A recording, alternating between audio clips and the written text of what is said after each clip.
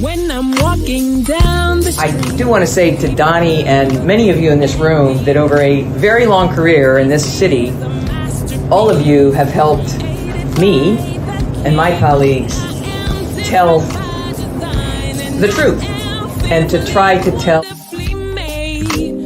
I may not look like you and you me, but Take my hat off. I'm from South Carolina, so I just. What does this event mean to you, Miss Peggy Moss? Oh, my heart. Happy 20th anniversary. My heart is about loving up on my sisters. Do you know what it feels like to have your sisters in the room? Done. And that'll be different and unique. I'm gonna be the best me I can be by letting His glory shine through. I am beautiful, I am blessed, but not just what you see in the flesh. I'm free from people, free from myself. The doctor lived next door to the janitor to the reverend and the lawyer. We were together. Now we get so high and mighty that you create stress for your society because you don't like poor black folks either. That's a health problem. Get yourself together so I can stop being taking care of geriatric people and get back to pediatrics. I thank you, Doni, for all you've done. Let's keep doing it all the more. Letting His glory shine through. That'll be you, that'll be me, that'll be different and unique.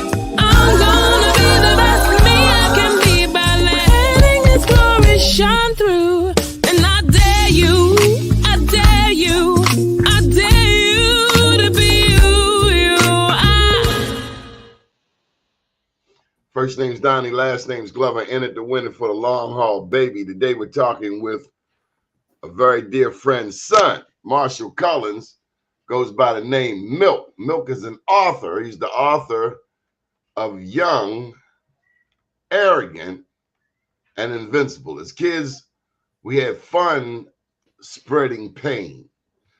The resources and guidance to a better way didn't cross our path until the damage was done, due to being looked at as the man and all the byproducts of our mindset. The lines between right and wrong were blurred. Sound familiar? No one could tell us anything. We heard, we listened, but our way was working.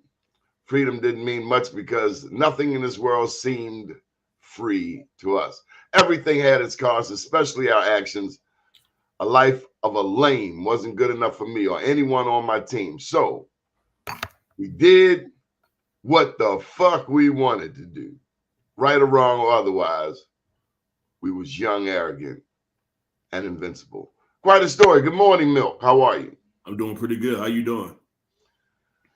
Good, good, good. Welcome to the show. Where are you?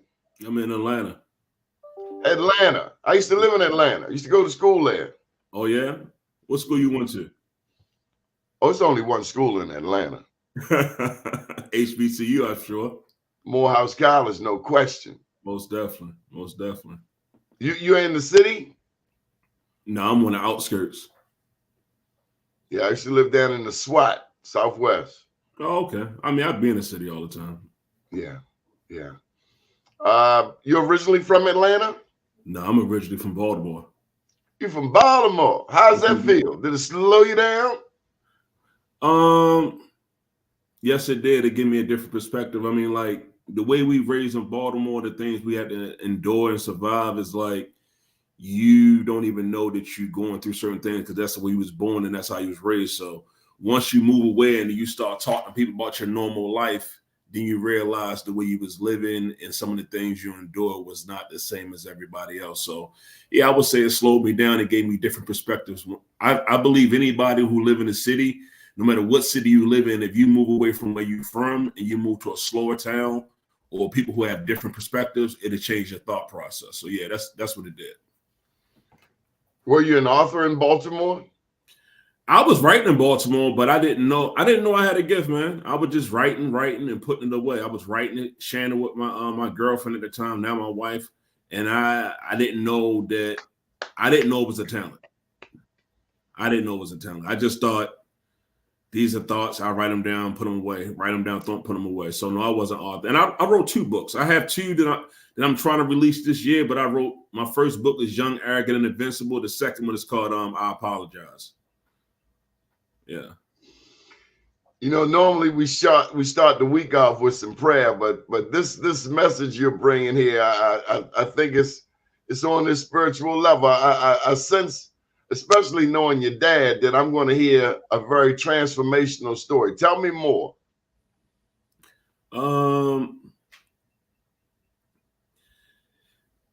When you living in Baltimore, man, I mean, I know you know, it's just, you're just in a survival state. Like, you don't have time to really think about things you're doing, things you're going through, things people going through. You just basically surviving on my end. That's how it was for me. And once I moved to Georgia and I got settled, then I start like basically, what can I say? Because you have PTSD from moving from where you're from. You do, man. I mean, like, the thing is like, I'm laughing because what does that say about us still stuck here? Hey, man. The thing is like, when you in it, you don't even know you got PTSD. You just in it. But if you move away, and honestly, once you move away, you almost got to fast or what is it called? Decompress. Yeah, once you debrief, then you realize like, oh, I was messed up. The people around me was messed up. We was in a messed up situation. So for me, I would say, I would tell anybody, honestly, I feel like 1 or 2 things need to happen for Baltimore. 1, we need to like make some adjustments there. And I feel like the people who's aggressive, the people that's goons, need to protect the people that's smart. The people that's smart need to be making sure they go to college and make sure they set the people that's aggressive up. And the people that's aggressive don't need to take as people that's smart. And the people that's smart don't need to take advantage of the people that's aggressive. And that's how I feel like we need to, from my perspective, we need to rebuild Baltimore, because the last time I was there, man, when I was looking at people's eyes, people don't look like the way you should look. Seriously, man. I mean, when I was growing up, I mean, we always had it hard, but I ain't never looked at my people's face and people looked like they gave up. The last time I was home, man, I looked in people's eyes. It looked like people was giving up on. I'm not there, so I don't know what people going through. I'm not. It might have been the day the Ravens lost or something. I don't know. No, it ain't that. It's more to the Ravens, man. I feel like people lost they believe that we're gonna be all right no matter what situation we're in. That's what I believe, man. When was the last time you were here? I was there. The last time I was there was last year for my father. Was it his wedding or? He got married last year. Yeah, was it that or a cookout? I think it might have been either that or a cookout for my little brother, because he was ready go to California. So it was one of those 2 things. That's the last time I was home. Yeah. Well, I tell you, man, COVID brought a lot of things to a head. I imagine you had a similar scenario all over the country where people were forced to go to their room. Right. People were forced to deal with themselves. Deal with themselves and the people in their immediate circle, their spouse, their children. We learned things about people close to us that we might not have known. Most definitely. On top of that, there's a lot of murders. They said murders went down last year. I don't buy it, because the police did nothing new. Since Freddie Gray, the police been sitting in their cars. They selling dope right across the street in front of the police. As long as you don't shoot nobody, you don't kill nobody, nobody bothers you. Kind of like Amsterdam and The Wire. Right. And then all of a sudden they come out and say, oh, murders were down. Well, how in the hell so? Because y'all were sitting in your cars. So people were hostages in their own homes in many cases. And so, yeah, it does weigh on you, especially when you got Fox News that runs the same negative stories over and over.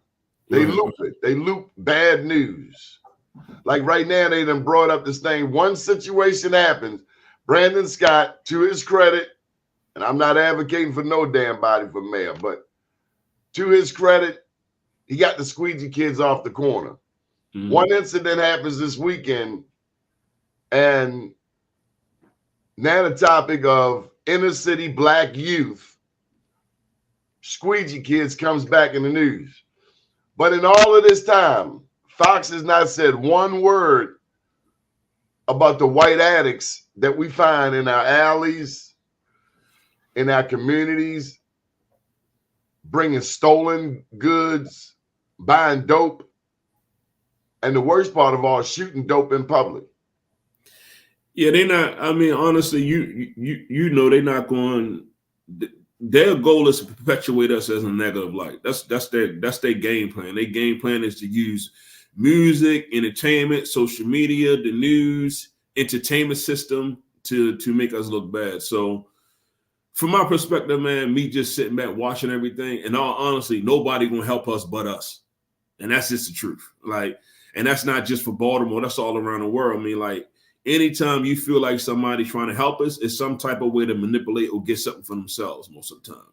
The only way we're going to fix the situation we in is if people who are aggressive had to be aggressive in a different front to protect our people and push a unity front where as though things have changed. Other than that, is we can't look for the police department to change things. We can't look for the government to change things. They always been our enemy, and they always gonna be our enemy. They're gonna smile on our face and stab us in our back every single time. So from my perspective, the only way we're gonna fix this is if people that's intelligent enough to fix this, fix it. People who strong enough who want to see change need to have change. Other than that, it's not gonna be fixed. They like, our enemy is our enemy. Like, we can't expect our enemy to look out for us because that's what they are. That's what they are. I know they're supposed to be here to serve and protect, but they're not here to serve and protect. They're here to serve and protect. It's almost like the HR department if you work. It's like the HR department. You feel like the HR department on your side. If you go to them, they're going to look out for you. No, they on management side. They're not on your side. They're on the team of management. And the same thing with the police department, the military, they're on the side of the government. They're not here to help you. They're here to keep everything calm and keep you in your place. The only way there's going to be anything we're going through going to be fixed is if we step up and make the adjustments. And if we're not stepping up and making adjustments, we can't look at nobody besides ourselves in the mirror. I'm gonna tell you something. One of my youngest says, my son said to me when he was younger. I was just explaining our situation. He was probably like 7 or 8. Because I always give my kids an uncut real. And I was just explaining our situation, how white people and black people and just different things in the system. And my son looked at me and said, well, so what we going to do?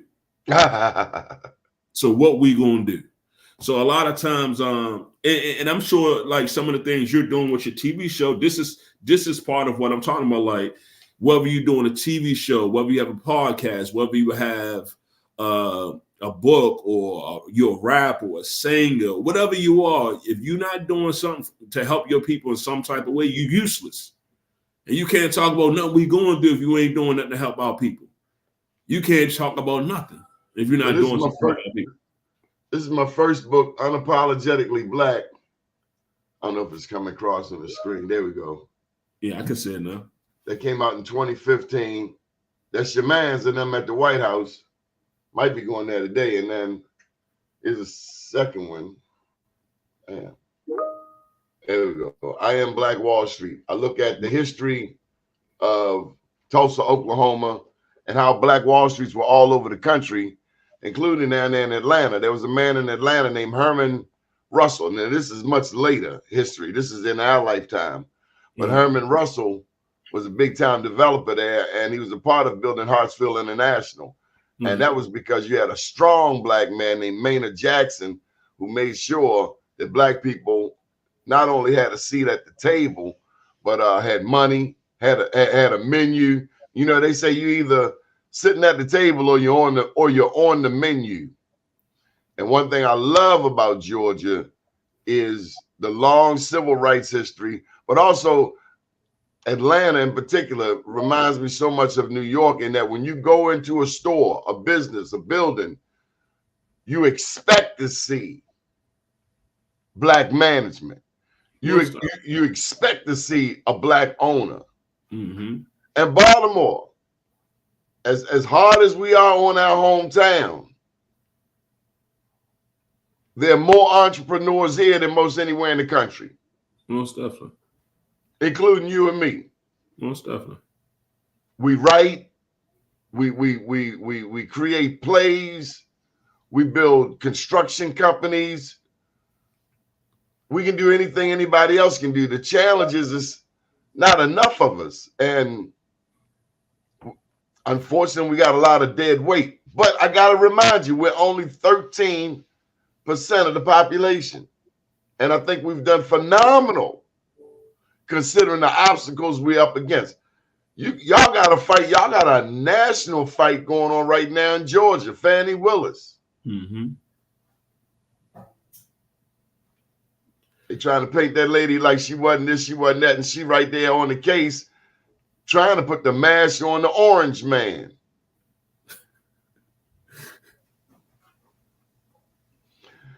Okay, so let's get to your book. That's one hell of a title. Is that your idea? Was that your idea? Yeah, that's my idea. Yeah, first I had a couple ideas for it. I was going to call it The Chronicles of Baltimore. I was going to call it just different things, but I figure Young, Arrogant, Invincible would be the greatest title to reflect the thought process of a person that's young, living in Baltimore, and just don't understand what they're doing. They don't understand that they can die. Don't understand that they naive. So that's the best title I can give that book. What's it about? It's about just basically, the title really says it all, but it's really about just growing up in O'Donnell Heights, growing up on Harford Road and Darley Avenue, growing up in Bel Air Road. It's about having a thought process, somebody who's just really ignorant to themselves, ignorant to the power of themselves, ignorant to the power of the community, and just basically running through the community, just really destroying themselves and destroying the community. That's what the book is really about. And the person basically find themselves by doing this thing, doing these different things. Was that you? I would say some of it is me, some of it is my friends. So a lot of things is things I've done, things I've seen, things I've been through, and things I've heard about. So, and some of it is just my imagination. So who's the star of the book? Who's the key player? The key player, it's a portrait book, so the key player is actually the environment. I would just say the key player is basically Baltimore. And if you're reading it, the key player is you, because when I write with the sense of, I say I. So when you're reading it, I'm making you put yourself in a situation, opposed to you reading and you feel like you're a third person or on the outside looking in. I write it so when you're reading it, you put yourself in a situation. So the star of the book is Baltimore. That's the star of the book, the environment. Would you say that Baltimore, how would you describe Baltimore? I would describe Baltimore as a beautiful struggle. That's what I would describe Baltimore as, because it made me so strong that I can survive any environment. You know what I mean? So I can survive any environment because it made me that I had to survive Baltimore. So if you survive that, anywhere you go in this world, you should be good. So I would describe it as a beautiful struggle. Do you claim a particular high school? I went to Patterson. I went to Patterson. I went to Maryville. I went to North. I went to 3 different high schools. So I would say all 3 of them. How was Patterson? Patterson was cool, man. Patterson was cool. I mean, like we was having problems down there, like different people. We was neighborhood beefing and stuff like that. So it was good. I mean, like these schools are good. What I should have did was really paid attention when I was in Maryville. When I was in Maryville, I should have really paid attention and did the auto mechanic class that I was in there. But I was so focused on useless stuff like girls and going to club and high dress and just, you know, just stupid, superficial stuff at that age. But if I had to do it all over, I'd have really paid attention to Maribel and really, you know, got a trade. So when I got out of school, it'd have been easier for me. That's what I'd have did if I had to do it all over. But my favorite, if we talking about my favorite school, it's probably Northern. I just had fun in Northern. I found myself there. I found myself that summer, and I found myself in Northern. So that's my favorite school. Was it a particular teacher, a particular class, a particular activity? No, I just figured me out. That's what I would say. I figured me out. I figured out what I want. I figured out who I was. Sounds like you kind of got the best of both worlds. I mean, I went to Poly for 2 years and then Dunbar for 2 years. Two totally different environments, but I think I found myself at Dunbar. Yeah. Poly was nice, but I realized I didn't want to be an engineer. And the girls, they were a little stingy at Poly and Western. I feel you, man. They didn't want to hang with me. Yeah, I was from North Avenue. You know, it's a different kind of conversation. You're at Poly, Baltimore Polytechnic. That's dope, man. I had a lot of North Avenue in me, cuz what could I do?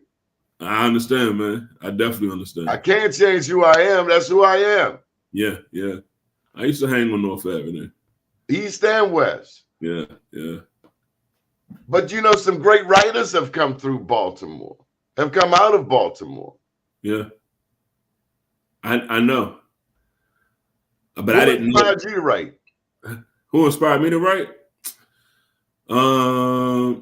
I would say people like Nas, Jay-Z, Big L, Big Pun, Pac, Biggie. Those like a lot of MCs, Public Enemy, Dead Prez, all those rappers, they kind of inspired me to write. I wasn't looking at poetry like I wasn't even looking at it like I want to write. I just was stuff would come in my mind. I would just jot it down. But those are people: Run DMC, Big Daddy Kane, Rakim, Cool G Rap, all of them. Everybody, anybody that's great inspired me to write. But now, as I'm older, TV shows, everything inspired me to write. People, conversations. You mentioned Dead Prez, man. That song come to mind. Dun-dun. I'm not a hunter, but I am told. Yeah, I like Dead Prez. Dead Prez, yes, sir. What about KRS? Oh yeah, he inspired me too. I saw KRS-One last year at One Music Fest. Still got it. He still got it. Yeah, I'm sorry I ain't saying. I apologize for not saying KRS-One. So, like I said, anyone great. If you great, you on my list of people who inspired me. Slick Rick, Dougie Fresh, everybody. What about the X-Man? You talking about X-Clan? Oh, DMX. Yes. Yeah. His storytelling, yes. Yeah, he like I said, if you great, you on the list. If you great, you on the list. But my direct influence, I would say, would be Big L, Big Pun, Nas, Pac. Those are people that us like in different ways inspire me. Cause I like Big L. He be saying wild stuff. I like people who say wild stuff, and you can still tell they're intelligent based on what they're saying. So what about some of the newer rappers? J. Cole, Kendrick Lamar. I'm just learning about these cats. I'm 58, so I'm up there with your daddy almost. Okay. And not saying I don't even know his knowledge with hip hop. Yeah. But these are some of the younger cats that I've been exposed to, and I must say that I'm liking what I'm hearing. Yeah, it's some nice. I would say Ransom. He's a good rapper. Ransom, JID, Kendrick, J. Cole. But honestly, right now I listen to jazz more than I listen to anything right now. That's what I listen to more than anything, jazz. But oh yeah, yeah. Tell me some of your artists. I would have to go on my phone because I don't even know these people's names by heart. But of course, like the Miles Davis. Can't go wrong with Miles. James Moody. It's a lot of people, man. I listen to a lot of jazz. I don't know their names. I would look at my phone, but I don't have no problem looking at my phone real quick and tell you some of the names that's on my list because I like have different playlists. I listen to a lot of jazz because jazz it don't take over your mind like hip hop, R&B, different things. It can take over your mind. It can take over your emotion. When you listen to jazz, it's just free thought. It's just you in your head still. It's the only pure American art music form. Purely American. Yeah, I could believe it. FKJ, I love FKJ. He's an artist, is dope. Yeah, man, it's a lot of different jazz that I listen to that's really good, man, consistently. So and once again, Baltimore played a role in that jazz history. There was a drummer that came out of Baltimore who had scoliosis. He had curvature of the spine. Chick Webb, and he went on to be, I mean, you can't even talk about jazz and not mention Chick Webb, but they got a wreck named after him in East Baltimore, but he was a drummer, and he was a part of the Harlem Renaissance. He was a part of everything and all things jazz. You look at Pennsylvania Avenue, Billie Holiday, U.B. Blake, everybody came through here, Red Fox. Almost done. Red Fox had a club over in Pennsylvania, right? Yeah, don't get me to tell them those stories. I know they had a club named the Foxes. Was the Foxes then? Yeah, Fox then. Yeah. But I do know this. I know he used to sleep in houses. I live on Carlton Avenue, 2 blocks from the avenue. Mm-hmm. And I know that all of the entertainers have stayed because they couldn't stay in hotels. So they stayed with people. Going back to what you said, ain't nobody going to do for us but us. Yeah. Let me ask you this. In Atlanta, do you see, is there the expectation that you're going to support a black business, like white business, black business? All right, I'm going to go ahead and support the black. Is it almost second nature there in Georgia? Believe it or not, man, it's almost like it's normal. It's not even a black or white thing. It's just like we dominate here. So it ain't so it's like most of the places you go to is going, like you said earlier, it's gonna be just black, it's gonna be black establishments, black owned. So it's not like people say, it's no signs to say this is black owned, black support this. It's more so like we just all go to it's normal. The same way if you're in a Chinese area and you're a Chinese person, you just go to your store, this is normal. It's the same thing here. Like all black people, we go to black establishments because it's just normal here. It's not whereas though in some places you need to put black on so black people know come support. It's not like that here. It just is. Have you been to the Black Wall Street Market? Yeah, I performed there, man. I was the first person ever do an open mic show there. So yeah. Now, you are a rapper? No, poet. Do poetry. Now, see, I didn't know this was a book of poetry. Oh yeah, that's what it is. It's a book of poetry. Well, you got to share something with us, cousin. Okay, like let me. My stuff kind of wild. We already here now. Can you not use the N word? Let me see what that. I'm trying to analyze. I can edit myself. This is what I do. I can whatever it is I need to do. I'll do. Yeah, just preferably not the N word. Okay. Yeah, and let me tell you why. Because I'm not giving somebody else permission to use that in my presence. Oh, hey, man. Hey, you got your rules, and I understand, man. You got your rules. Everything else is good. Come on, hit it. Go break us off. I'm an asset.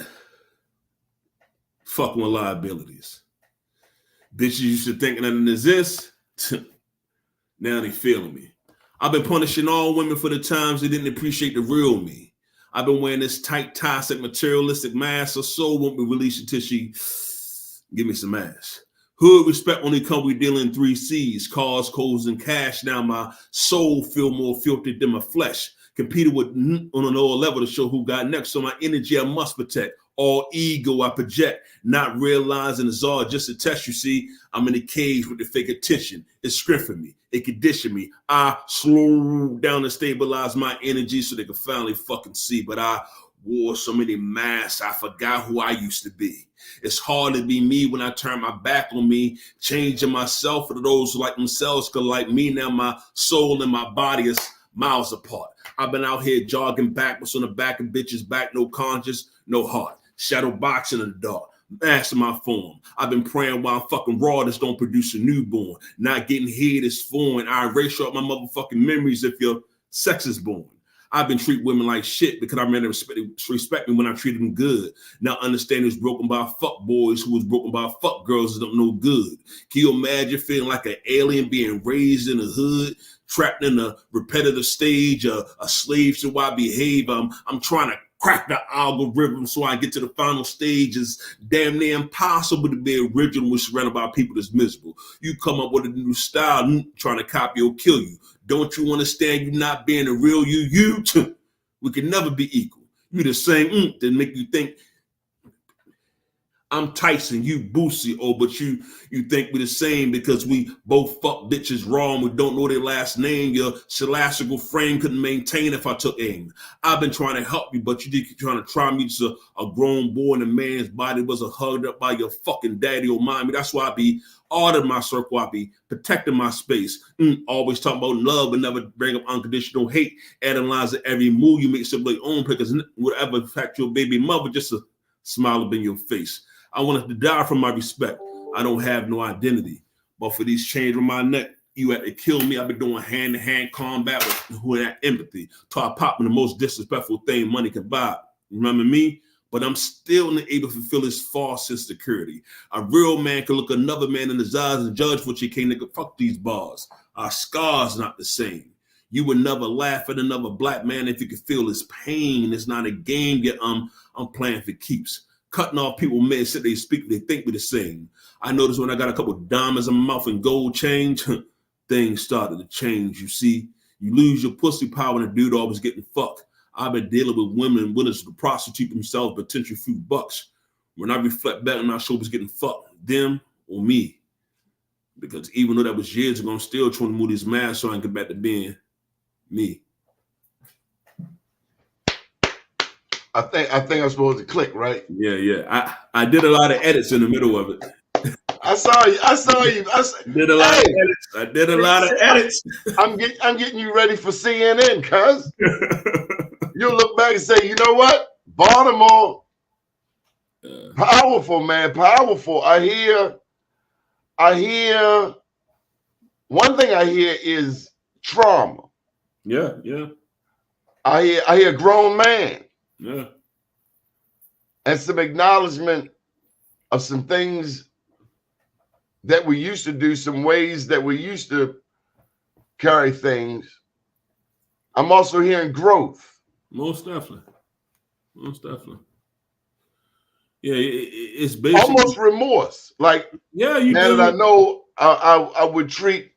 We got daughters now. We got granddaughters now. We want to ease that. We kind of want to level things out. Most definitely, because the thing is, it's like when you out here ripping and running, you don't understand what you're doing to yourself or even your people. You don't understand.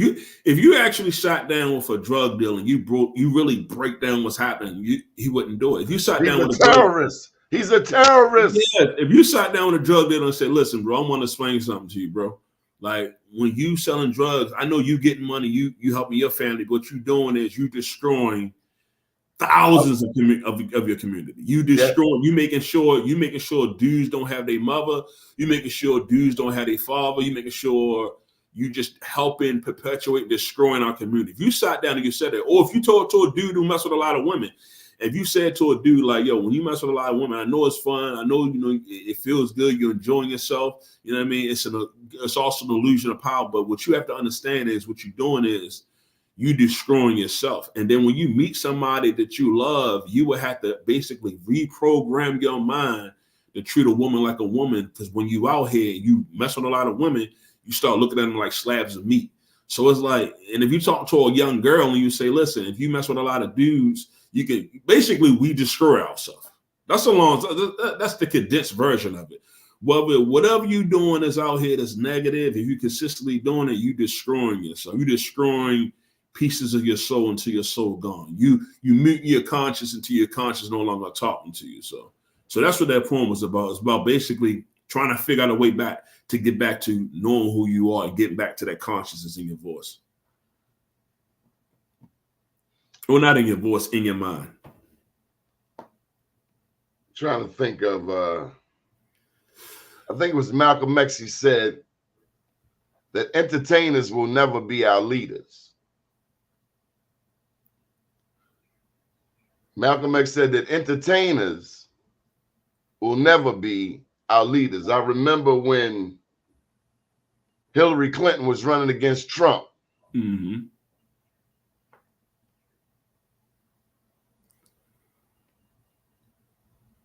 And they went and got Jay-Z because Obama had went and got Jay-Z, I think during his re-election bid. But when Hillary came to run, she went and got Jay-Z. Oh, Jay-Z endorsed me. And I said to myself, I love his music, but never in a million years am I looking to him for my political advice. Right, right. He's an entertainer. There's a limit to how far that can go with my thinking. I feel like entertainers, what they could do, they could point people in the right direction. Like, if you look how the hell they know? If you look at what makes them, I'm sorry. No, you good. If you look at the Killer Mike interview on the Breakfast Club, basically what Killer Mike did was he pointed towards the people who are the voices of the community, the people who are on the ground doing the leg work. That's what he did. So if you do stuff like that, entertainers have more. Malcolm X said that, but Farrakhan said that a rapper can change more people's lives than I can because they out there and they connected to the people. It's tricky. It's tricky because I understand Malcolm X's point of view and I understand your point of view, because if Jay-Z, Drake, J. Cole, Kendrick, Jeezy, if all those, just Rick Ross, those 6 people alone, if they say, all right, this is what we're going to do. We're opening the bank together. We want everybody to bank here. And what we're going to do is we're going to give out loans to people who in low poverty areas to get houses. It will work. If they say, you know what, we putting our money together, we're going to open up the new Walmart. It's going to be called Our Mart, and we want y'all to go there. It will work. But the thing is like, I don't think the powers will be will allow them to do these things. Like my mind can't even process how you get that far in having that much money and you not really. I'm not talking about none of the rappers on there. I'm just talking about people in general. If you're rich and you're not coming up with a system or a way to help your people, my mind can't process why you're not doing that. I'm not saying give your money away, but I'm saying instead of creating these liquor companies, instead of creating these clothing companies, they get to a point where where's the grocery stores? Where's the hospitals? Where's the banks? These are the type of things that they need to create in a community that can make money and also help the community. But I feel like the powers that be won't allow them to do certain things. I feel like when you're in entertainment, whether you're playing basketball, football, rapping, singing, or whatever the case might be, I believe the powers that be say you could do this, but you better not help too much. And if you help too much, then we can look at you like you're an activist. And if you're an activist, you need to make sure your record clean. Like, if you trying to help your community, if you really, really in it, you need to almost damn near have a perfect record, because they're going to dig into your past. They're going to dig into everything to try to figure out a way to puppet you. Because this is how they're going to do if you're real powerful. Either they're going to kill your character, they're going to discredit you, they're going to just kill your character, meaning discredit you, they're going to kill you, or they're going to bribe you. If you can get away with one of those 3 things, you could be a great leader. But most of the time, everybody got something that they did when they was younger, or that they ain't know no better, that was not good. Everybody want more money. Most people don't want to get discredited. So these type of things, from my perspective, are the things that hinder our people from helping our community. Well, you also got people like Herschel Walker. Yeah. You also have those of us who will do anything to be accepted as less than a man. Yeah, but honestly, man, people like him, it's just more so about having a conversation. There's a lot of people, man. He's an idiot. He is an idiot. But it's also to have a conversation to see like where his thought process stem from. Some of these things he got no thought process. He took too many head blows, cuz. See, he have a concussion. Yeah. Traumatized. I mean, for him to get up there and go against, I ain't saying Raphael Warnock is Jesus. I ain't saying he Adam Clayton Powell. But he did go to Morehouse, and I would give him the benefit of the doubt over Herschel Walker, who you haven't heard from since. Right. And then you got Trump pushing him. Yeah. I mean, and you gotta love this about Georgia. You gotta love Stacey Abrams. You gotta love Fannie Willis. Fannie said she keep a grand on her, and you know she's strapped. but this is what I was talking about far as, let's say the Herschel Walker thing. Who's to say they don't have something on him and they say you got to do this? That's what I'm saying. Like they move do to another country. Come on, do something. There's solutions. What I'm saying to you is go underground. The powers that be know how to puppet different people in different ways. They have everything on everybody on the American system, because we have these listening devices, they have something on everybody. And if you ain't, unless you're willing to be strong and die for what you believe in, man, they can puppet anybody. I don't know what they got on Herschel Walker. They might got something on this man, and I'm not taking up for him. But what I'm saying is, like, even our people that don't think like us, we gotta figure out a way to crack the code to get them too, because it's other dumb people that follow them, man. So this is what you do, cause you get a big sheet and you take it and you throw it over top his head and you wrap it up and you throw it in the trunk and you take it to the laundromat and you wash it until it's clean. That's it. In the old days, they say you take them out back.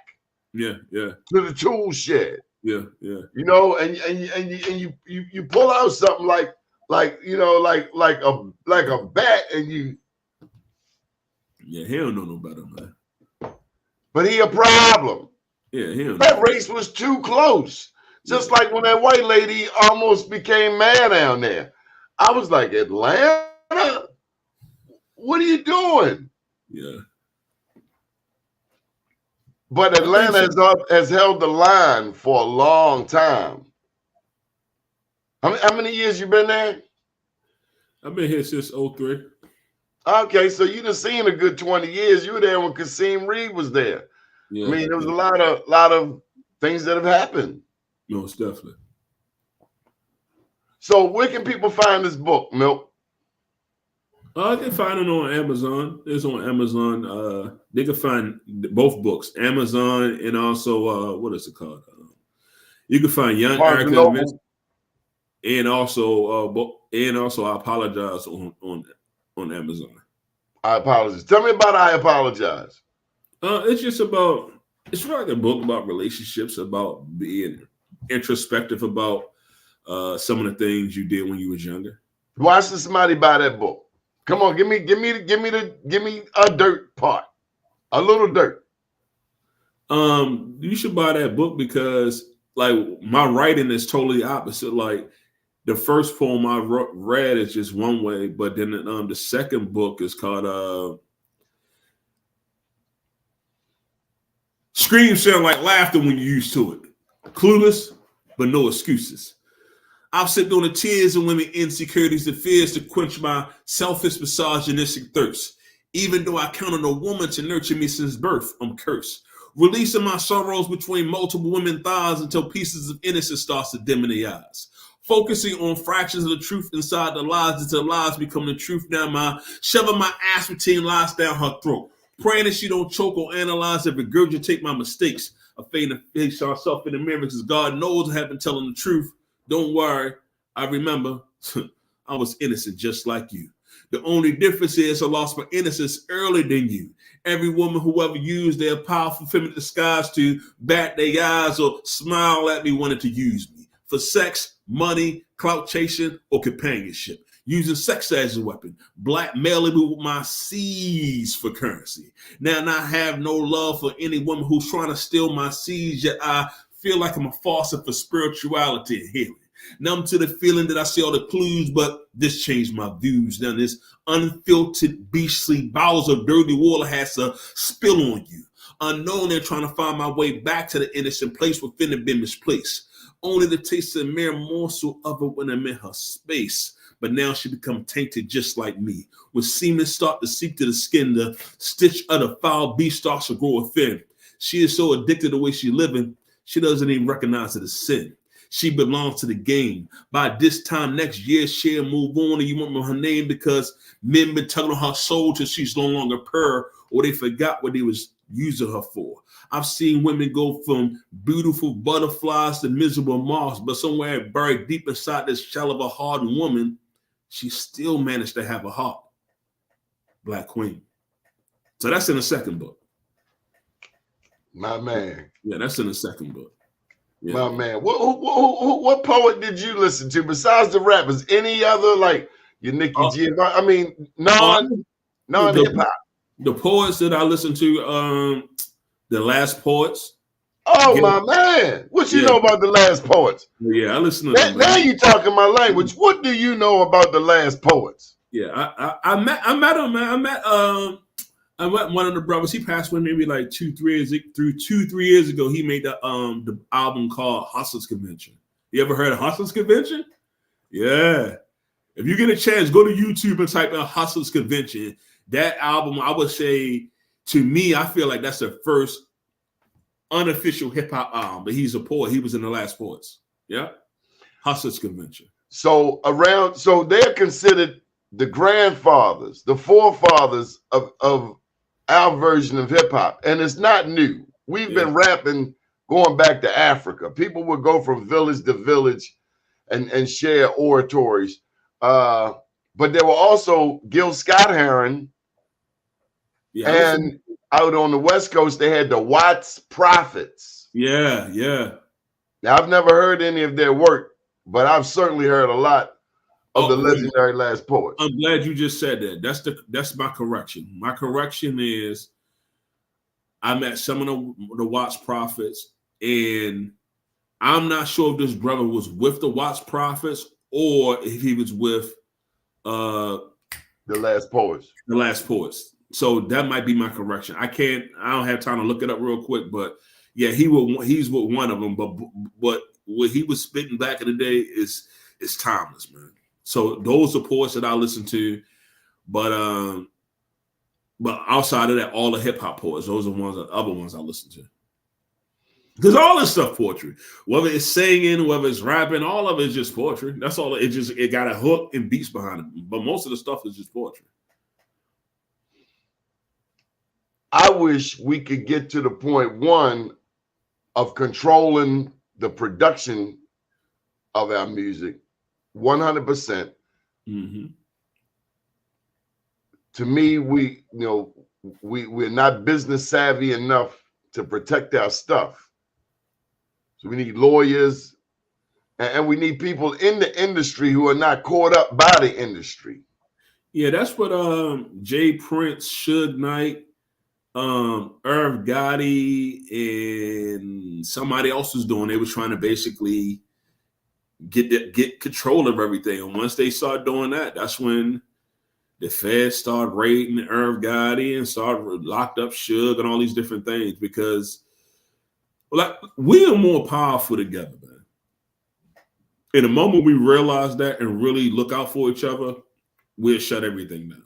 The moment we realize, like, if I had your back and you had my back, that's all we need. We'll take over this whole world like we supposed to. And if we take the world over, we're not going to do like other people doing, which is destroy the earth, destroy the people, and destroy the Man, food. have you seen these people on the moon, digging up the moon? Write me a poem about that. How you going to dig up the moon, son? Yeah. It's the moon and it's the sun. Go over there and mess with the sun. Why they messing with the moon? I go Yeah. off about that. It's the moon. Yeah, yeah, Leave it alone. yeah. So, do you do any performing? Oh yeah, I performed at South Carolina. I've been featured in South Carolina, North Carolina, DC, of course Atlanta 1,000 times, Chicago. I mean, I performed Alabama. People put me to perform in different places. I performed at City Winery. I performed. How did you get the nickname Milk? Milk stand for making intelligence look cool, or mastering and lyrical knowledge. That's what it stands for. Okay. Yeah, that's what it stands for.